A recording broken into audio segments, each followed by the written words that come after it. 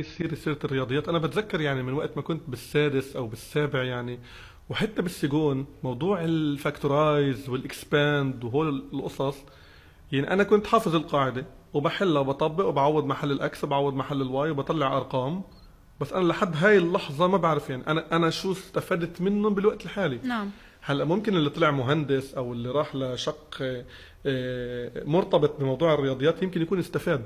نعم. ولكن كتير كتير امور مثلا على صعيد البروبابيليتي، على صعيد سيكونس اللين واللينير والانتجريشن، كتير قصص لهلا ممكن اكون قادر احل، ولكن ما فيني استفيد منهم صح. مع انه بالحياه لو العمليه. ربطوهم كان في كل درس في بيقدروا يطلعوا له فايده واثنين واكثر. صح صح. حتى مثلا اذا بنروح على فيزيكس، موضوع الكهرباء، الدائره الكهربائيه، وبفوت الكرنت وبيطلع التيار والامبير واحسب الفولت واحسب هول القصص. طيب تمام، كلنا تعلمناهن، بس الوحيد اللي بيعرفهم هو اللي درس كهرباء وطبق. صح. اللي بيعرف الكبسه، اللي بيركب الديجنتير، اللي بيعرف الهاوس، هول بس.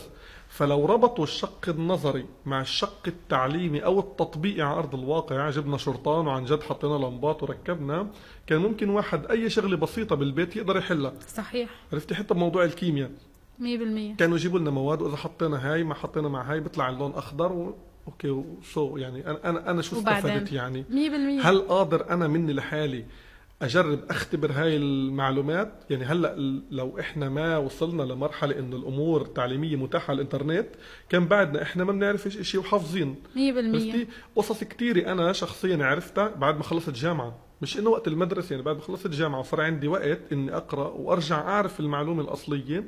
لهون صار في عندي يعني معرفة حقيقية عن الأمور اللي أنا تعلمتها. نعم. موضوع يعني مواضيع كيميائية، مواضيع فيزيائية، لانك أو انت حابب الرياضيات. تطلع، بس تخيل اللي ما اثاروا فضوليته، يعني الكيوريوسيتي عنده بعدها صفر مثلا من تجاه هول.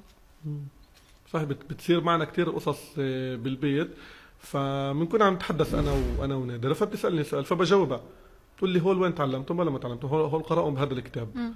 فبقوم انا بشرح لها المعلومه اللي انا قارئها بكتاب براني ما خصه بالمدرسه، مع انه انا وياها درسنا نفس المنهاج، وهي مثلا نسيت وانا نسيت، والاثنين ما عندنا المعرفه تبعت المدرسه. نعم. عندنا المعرفه اللي استفدناها خارج المدرسه.